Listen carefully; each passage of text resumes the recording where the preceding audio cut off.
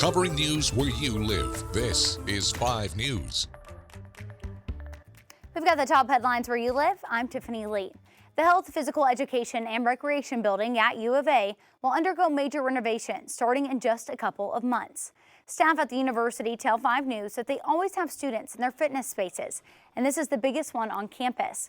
But in a little more than a year, the fitness center is going to be more than twice this size. A spokesperson for the university says that these renovations have been a long time coming and will add more opportunities for fitness for the community. That includes 13,000 square foot increase in space, new turf training areas, multi-purpose rooms, and locker rooms. Those renovations are set to start this summer, and the project is expected to take about 15 months. March is Developmental Disabilities Awareness Month, and the Elizabeth Richardson Center held an open house on Wednesday to share support options. For 61 years, the ERC has been working to enhance the opportunities, outcomes, and lives of individuals with intellectual disabilities in our area. It offers services including life skills classes, sports and recreation opportunities, transitioning to independent living, and job coaching. President of the Board of Directors, Bill Bowen, says yesterday's open house helps people get a better understanding of how the ERC supports individuals with developmental disabilities. As Northwest Arkansas is growing and evolving, we are growing and evolving to the changing needs. And that's one of the things that we're really excited about as we look forward to the future, is providing increased options for adults with intellectual disabilities. Wednesday's open house included a tour of the facility and presentations on communicating with people that have intellectual disabilities and the need for affordable housing for them as well. And a Beaver Lake family is celebrating their nonprofit's new membership with the Rogers Old Chamber of Commerce. Rochelle Wozniewski and her husband started the Remembering Nicholas Foundation after their infant son stopped breathing while at an at-home daycare and didn't survive. Now this mom is making it her mission to give Arkansas child care providers more tools and training that can help prevent infant deaths.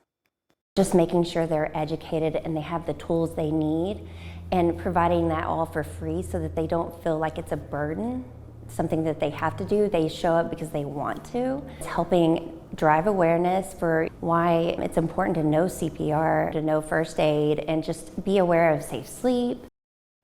Last year, her foundation trained 80 daycare employees, and she hopes to have 100 more trained this year. Daycares that go through training will also receive free outlet socks, which monitor a baby's pulse, breathing, and more. We'll get to more news in just a bit, but for now, let's send it over to meteorologist Zach Scott with a look at today's forecast. It's a good one out there, Tiffany. 60s, sunshine, light winds, really nice weather, seasonal weather across 5 country here today. Mid-60s overall, Northwest Arkansas, mid to upper 60s across the River Valley. Looking at the rest of the work week into Easter weekend, looking pretty good. We continue this warming trend. 70s, Friday, 70s, should be widespread upper 70s Saturday, Sunday, with even a few low 80s possible. Clouds are going to be on the increase, but I'm holding off any rain chances, and really one of the top weather headlines besides the temperatures will be the winds. Going to be the strongest on Friday. They'll stay gusty and breezy through the weekend. Thanks for that, Zach. Well, technology has driven more and more scams, but schemes targeting accident victims have been around for years. This week, one Fort Smith couple was found guilty of unauthorized practice of law after they were accused of giving legal advice on injury claims. 5 News reporter Kayla Davis explains the details of the case. Accident victims are being targeted, and I think that they are suffering the consequences. According to the press release sent to 5 News by trial lawyer Joy McCutcheon, Annie and David Safer own accident claim specialists off of Waldron Street in Fort Smith. They use local police reports to find car accident victims as potential clients. They then contact the victims and present themselves as legal experts capable of interpreting legal documents and negotiating with insurance companies. These chiropractic runners are being paid by chiropractors to solicit cases from vulnerable people who have just been in a car crash.